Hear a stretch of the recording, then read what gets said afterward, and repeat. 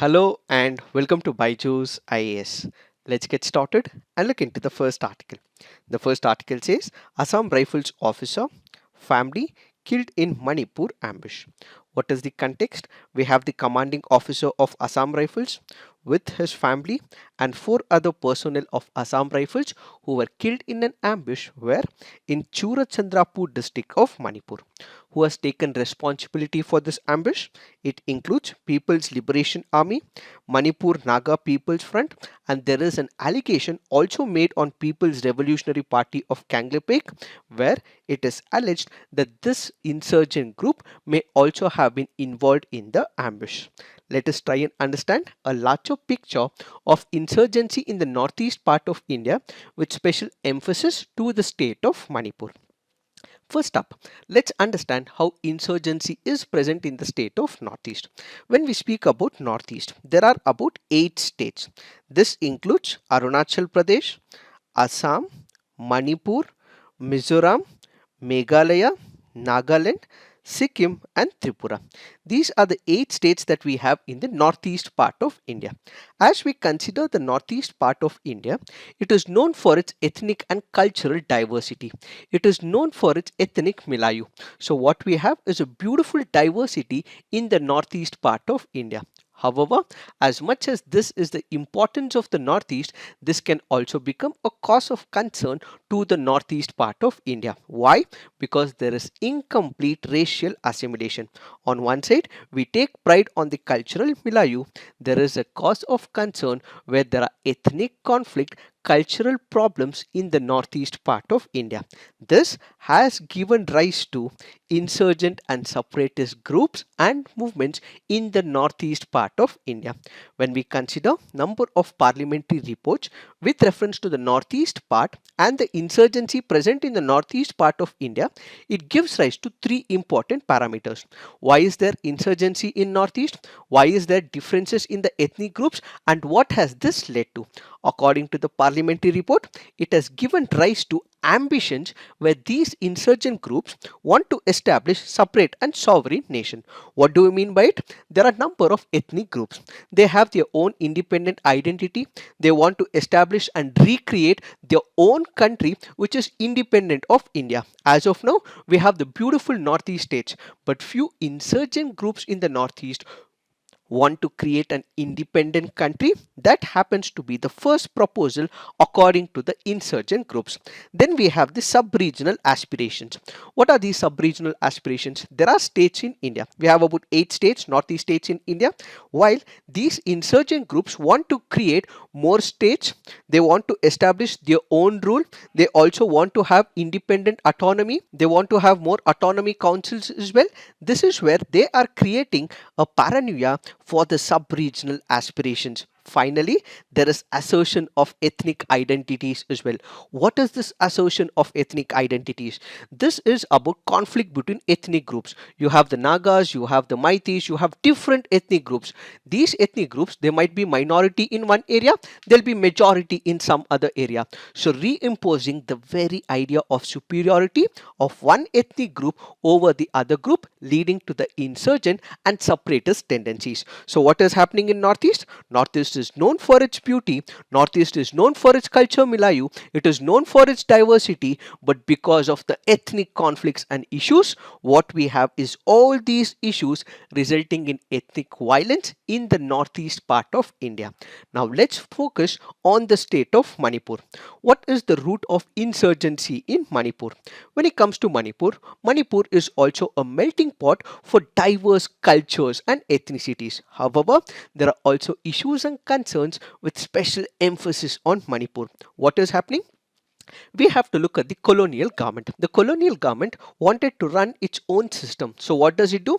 It wants to create conflicts between ethnic groups. That is how it created a divide and rule policy. As we discussed, Manipur is known for its cultural milieu, diverse culture and ethnicities. However, because the British wanted to run their own system, they created a problem in this state where they ensured that the Nagas, the Kukis, the Meiteis stayed together side by side, but they did not like each other. So the current conflict that is brewing in Manipur is a result of the colonial imprint, is a result of the divide and rule policy which was laid during the British period. The next that we have is in reference to the natural resources. As we just discussed, there are different ethnic groups. These ethnic groups might have to live in peace, but there are conflicts because of the superiority. This is also because of division of natural resources. Since there are ethnic groups, one ethnic group may lay claim to the natural resources, there are other ethnic groups which also fear that if these ethnic groups take over the natural resource and area, they might not get these natural resources. So what we have in this particular issue is insecurity over the overlapping claims with respect to the natural resources and that region. Finally, what we have is a debate between the outsiders and the insiders. Who are these outsiders and the insiders when we consider the Manipur as a state? We have the Maitri community which is very active in Impal. According to them, they believe if people are coming to Manipur from the state of Bengal or any other state in India, acquiring some of the key political positions, they have their importance in the economic understanding and they're taking away their jobs. In such a case, those people are called as outsiders. So who are the outsiders? Those who were not born and brought up in Manipur. They have a different cultural understanding. Their culture is totally different. They have held a key economic position, taken their political post. Such people are called as outsiders according to Meitei insurgency. So in the state of Manipur, what we currently feel is that the root cause of insurgency is because of the colonial divide and rule, that is because of the issues of natural resources, and finally a debate of insiders and outsiders that came into picture in the state of Manipur. As a result of all these issues that have been existent in Manipur, Manipur had different insurgent groups. They wanted to make sure that they have a superiority, they wanted to make sure that they have claim to these natural resources, and they also wanted to overthrow, dethrone the so-called outsiders so that they can establish their own sub-regional aspirations as well as independent sovereign country of their own. These happens to be some of the objectives of these insurgent groups. So one of the major insurgent group that gave birth during the 1960s happened to be United National Liberation Front. So this was born during the 1960s. What was the objective of this particular group? Basically, they did not want the merger of the state of Manipur to the Union of India. They also wanted to throw the people who they assumed as outsiders, and they also wanted to establish an independent country of their own. That happens to be the basic objective of United National Liberation Front. However, its activities was not sustained for a number of years, which is why there was a split in this particular group. A new group was created, and that group happens to be People's Liberation Army. So the United National Liberation Front, which was the original group, this got split and a new group was created, which happens to be People's Liberation Army. What is the objective of the People's Liberation Army? The People's Liberation Army was formed by N. Bishweshwar. He established this particular group back in the year 1969 after he split from the United National Liberation Front. What are the objectives of this group? As we have discussed in the past as well, when it comes to the group's objectives, one, they wanted to take up a revolutionary uprising against the government of India, make sure that the northeast region is liberated, Manipur is liberated, and further, after this established, they wanted to liberate the entire country of India. So let's liberate how? Taking up the revolutionary activities. After it is achieved in northeast and in the state of Manipur, let's bring this practice into the entire India is the objective of this People's Liberation Army. So what they required is an ideology. What they required is a principle so that they can get people towards this particular objective. So the ideology or the principle that they followed is the Marxist-Leninism principle. With this particular ideology in force, they were also seeking help from China as well. They were getting arms and supplies from China as well, and the outfit wanted to raise a war of independence with the Chinese support. However, To establish all this, what they also required is a political front. What they also required is a political party which is acting as a political party behind the back door, behind the smoke screen. To introduce this, they came up with the Revolutionary People's Front. So this Revolutionary People's Front is nothing but a smoke screen for the People's Liberation Army, which was acting as a political unit. So this is the background to this insurgent group. Then we have another group called as Manipur Naga People's Front. What is this? This happens to be an umbrella organization. As we discussed, the original organization happened to be United National Liberation Front. Multiple groups got split as well. So multiple groups came under this one single umbrella organization called as Manipur Naga People's Front. Finally, what we have is People's Revolutionary Party of Kanglei Pak. This was headed under the leadership of R.K. Tulachandra. What was the objective of establishing this group? Is to throw out, expel all the so-called outsiders from the state of Manipur.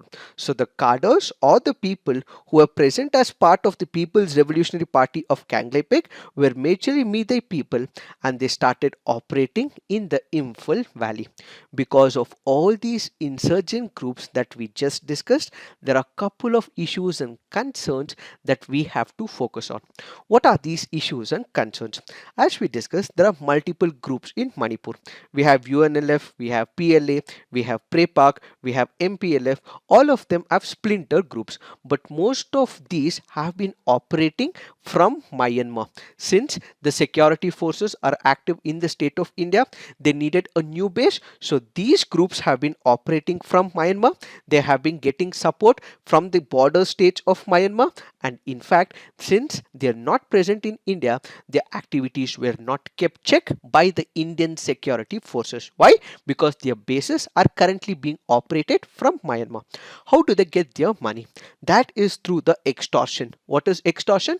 That is illegally demanding the money. One, they directly go about kidnapping the people, and two, they indirectly run business centers as well. Pay us the money and we will release the person kidnapped. And there are centers which are run as business centers, but they are nothing but the extortion rackets. It can be the fast moving consumer good products, it can be the motor companies, it can be the hotels, it can be the hospitals or clinics. In fact, it can also be multiple other business centers that are being run only for the sake of extortion.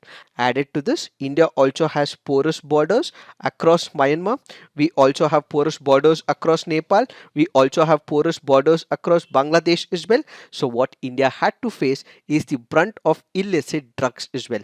So the drugs was also being sent from Myanmar along the border areas of northeast of India. Then they also had close connection with the criminal gangs operating in India and operating in Myanmar as well, and that is how they were able to survive in Myanmar. Finally, when it comes to India, we have number of agreements with the Nagas, but then when we look at insurgents from Manipur, there is no such ceasefire agreement with those insurgents who are operating in Manipur. As a result of all of this, what the Indian government had to do, what the state governments had to do, was increase the police forces, conduct activities along the border areas of Myanmar. For to a larger extent, the Assam Rifles and the local police were able to seize number of drug activities in this region. They were able to disrupt illegal smuggling as well. They were able to keep a check on these insurgent groups, which is why they did not like the Indian government and the police forces and the armed forces take up such activities. Now they have gone ahead with the killing of these officers. So what we have is the Manipur ambush, which is the resultant of all the previous activities which have been taken by the government to prevent the rise of these insurgent groups. Now, why is this attack so different? That is because whenever there have been a previous attacks, women and children were not targeted. But for the first time, we have the armed forces and their family which have also been targeted as part of this ambush. That happens to be something grief, something painful under this particular ambush. So what is the way forward? What should the Indian government do? What should the armed forces do? We have two approaches to this. One is the soft power approach. The other is the hard power approach. What is the soft power approach? This is about identifying that there will be cultural differences, but it is about bridging the cultural differences. It is about development in the region of Northeast so that the insurgents do not take up the arms in the name of development. This is about engaging more civil and district administration, ensuring that there is developmental projects, and this is on the basis of scientific and transparent policy. Added to this, the people will have to be taken into confidence.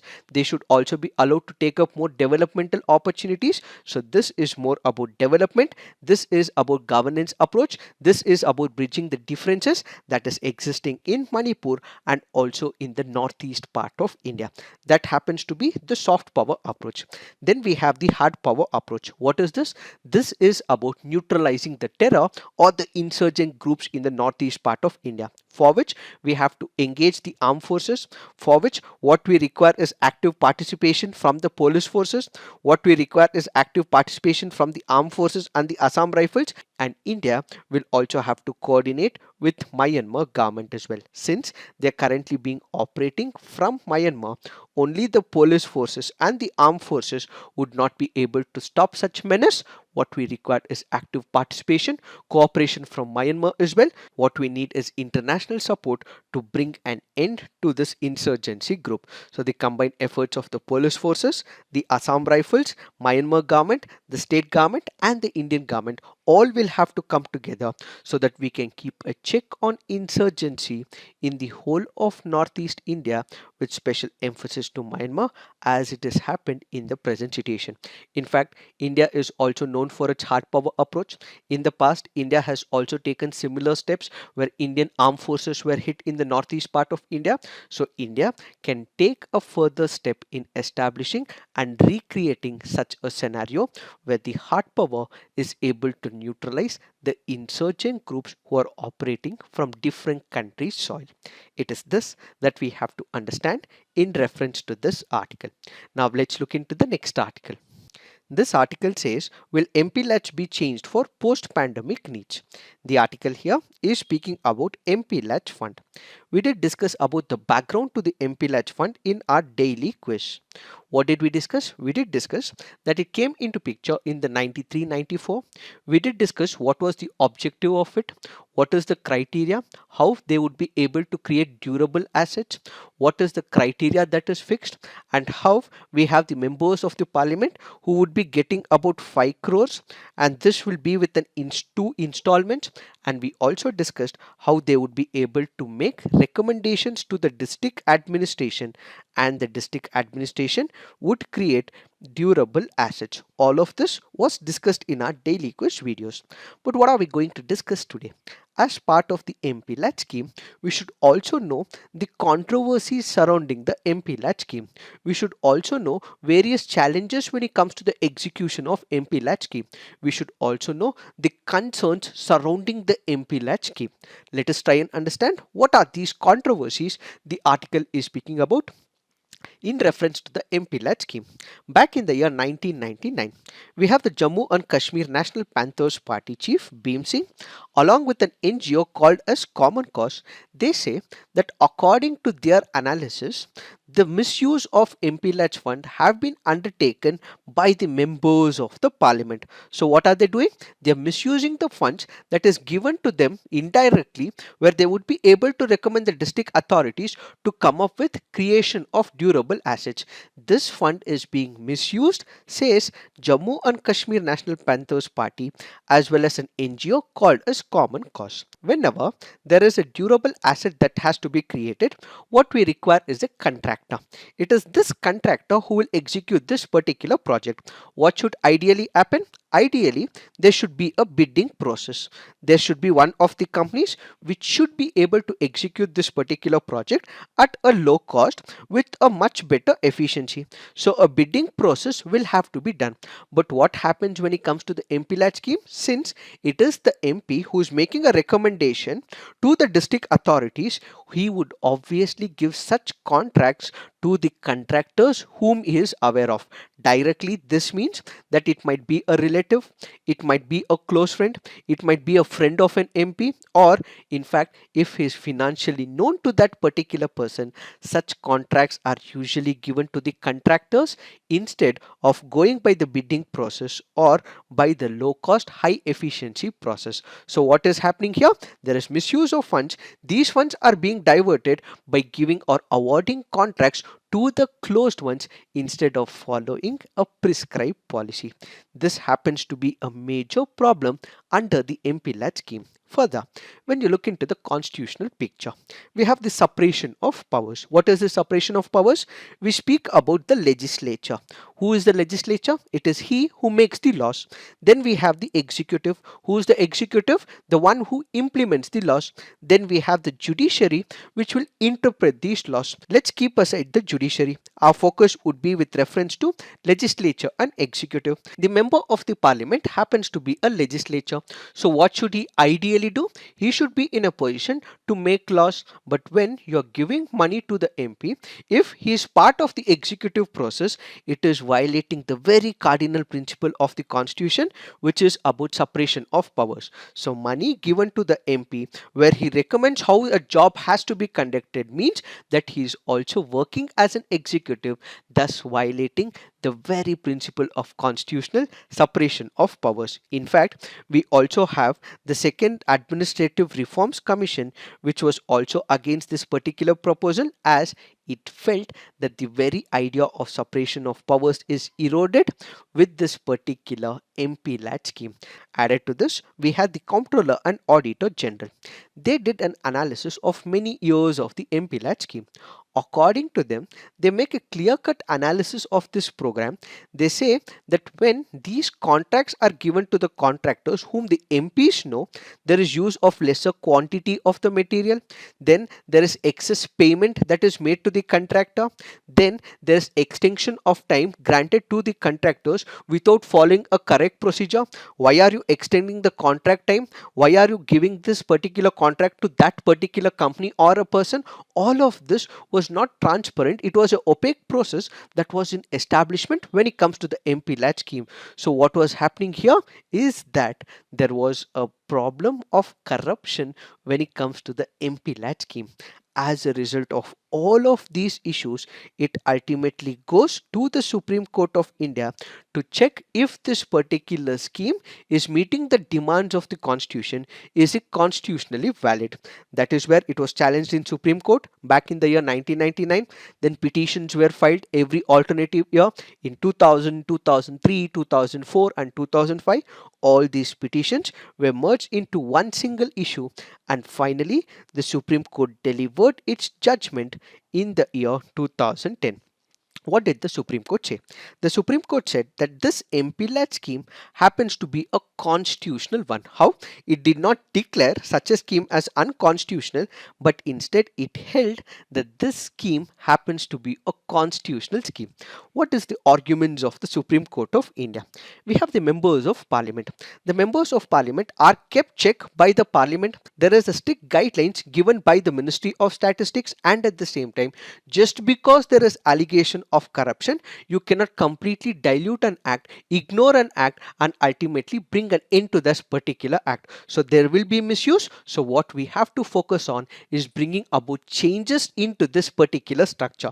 So the Supreme Court of India held that this MPLAT scheme is a constitutional one. Yes, there are issues. However, it asked the government and the legislature to suggest improvements to this particular scheme of MPLAT, says the Supreme Court of India. So the constitutional validity, which was questioned in the Supreme Court of India, was held constitutionally valid. Why are we discussing this? That is because this MPLAT scheme was suspended for 2 years because of the COVID-19 issue. The government of India realizes that since about 5 crores is given to an MP, the amount that the government would be able to garner is about 7,900 crores in a span of 2 years. This can be used for the COVID relief. So it had suspended this MPLAT scheme. However, with the country on the road to recovery, with the activities back in picture, the COVID-19 issues have been settled over a period of time, the government feels that this MP-led scheme can come back and the MPs would be able to make use of the money for the developmental activities. However, it is also being said that there should be changes introduced in the guidelines of the MP-led funds. As of now, we have the post-COVID period, which means there are a number of issues that have been in existence because of COVID-19. Such areas should be identified and the focus should be on post-COVID recovery, says number of parliament. Added to this, because of the controversies that we have seen with respect to MP-led fund, what should be the way forward? One, a survey should be conducted. What is this survey? Let's say there is one of the constituency. The constituency, what should happen? There should be construction or revamp in the durable assets. So a survey should be conducted where there should be a participatory approach. People should be taken into confidence and they should be in a position to identify what is good for their constituency. The MP should be there, the people should be there, they should actively participate, take a survey details, and ultimately the MPs and the people come together, suggest the same to the district administration so that they go about executing that particular project for which survey is the need of the hour. Before we had the corruption, before there were creation of these assets primarily according to the whims and fancies of the members of the parliament, but now since people are witnessing it, there is also social audit indirectly happening to these projects. After a project is executed, what we require is an impact assessment study. What is this impact assessment study? There is an original objective why a project is created. This project has to give a desired outcome. Did it get the desired outcome or not? That has to be studied as part of the impact assessment study. So if there are lacunae, if there are problems, if there are confusions, in case there are dilemmas in the future, all these issues have to be executed when it comes to the project execution. Finally, as of now, we did discuss about the MP-led fund where we did say that it is non-lapsable. But this fund has to be made lapsable. Why? That is because there are a number of members of the parliament who are not making effective use of this particular fund. As a result, if it is made lapsable, the funds will lapse at the end of the financial year, and such funds can also be diverted to other social and developmental activities. Because it is not lapsable, that is why they are not making effective use of it, but the government should make it lapsable so that if they don't use it, such funds can be used by the government for other social and developmental activities. So this is the way forward for the better implementation of the MP-led scheme. It is this that we have to understand in reference to this article. Now let's look into the next article. This article says, will India be sanctioned for S-400 purchases? The article here is speaking about countering America's adversaries through Sanctions Act. This act is currently being imposed on three countries of Iran, North Korea and Russia. What does it mean? It means if there is a country which has defense related transactions with any of these countries of Iran, North Korea and Russia, then such countries which have transactions with these countries will come under the sanctions of United States of America. So basically, America with this particular law wants to make sure that other countries do not have defense related activities with these countries. Why are we discussing this? That is because India is planning to import S-400 from Russia. What is this S-400? This happens to be long range surface to air missile defense shield. The minute this comes to India from Russia, United States of America may impose sanctions on India. It may or it may not, but as of now, the article says that if it imposes, this could be a problem to India.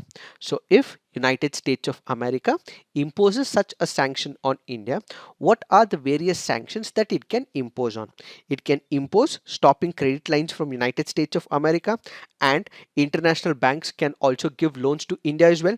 That can be stopped by United States of America, blocking sales of licensed goods and technology, banning banks, manufacturers and suppliers, banning property transactions, and at the same time Financial and visa sanctions on specific officials can also be imposed by United States of America on India as well. So this means that India may face sanctions from United States of America. However, there is also an exemption as well if the President of United States of America feels that this will not be a threat to the United States of America. An exemption can be given to such a country as well. Which are the countries which are currently under sanction? We have China, which did buy the S-400. We also have Turkey, which did buy S-400 as well. So when it comes to Turkey, United States of America had a deal with Turkey where they wanted to sell F-35 jets. Currently, these F-35 jets, which were supposed to be sold to Turkey, is not in success mode because United States of America has withdrawn selling these jets to Turkey. Added to this, when it comes to China, the sanctions have been included. That includes denial of export licenses, ban on foreign exchange transaction, blocking of all property transactions and interest in property within the US jurisdiction, and a visa ban have also been imposed on few personalities in China. Now the question is, how is it going to impact India? As of now, the Biden administration has not given any clear indication what could be the possibility or repercussions with respect to India. Whether India will come under the sanctions or it will not come under the sanctions, what is it with respect to India is yet not deciphered from United States of America. The president or his members have yet not revealed what would happen to India. However, India has clarified that it is very important to preserve and protect its national security interests. Why is it important for India? That is because we have threats on the western borders, which is from Pakistan, and we also have problems from China as well. This can be a threat to India. So in order to protect its national interest, what we require is S-400. We also have dwindling numbers of the jet aircrafts. The squadron strength of Indian jets are dwindling as well. It is decreasing over a period of time. In order to protect the national security interest, what we require is S-400. But why did India go with Russian defense system rather than United States of America? That is because India already has a large number of Russian air defense system that is already present in the Indian air defense architecture. Integrating them would be easy, which is why India went ahead with S-400, which is from Russia and not from United States of America. We have to wait and watch whether India will come under CAATSA or not. Now let's look into the next article. This article here is speaking about the Ombudsman scheme. We did discuss as part of the daily quiz. Then it further speaks about the Retail Direct scheme. This will be discussed in economy this week. Now let's look into the mains practice questions. Conflicts in Northeast India have not only focused on the Indian state but also manifest intergroup and intragroup dimensions. Explain the statement with the help of relevant examples. Next question. Discuss the concerns associated with the members of parliament local area development scheme and suggest corrective measures for its better implementation. Please write all your answers on the comment section. Peer review. Do give positive feedback to your friends' answers. So this is it for today. Thank you for watching. All the best.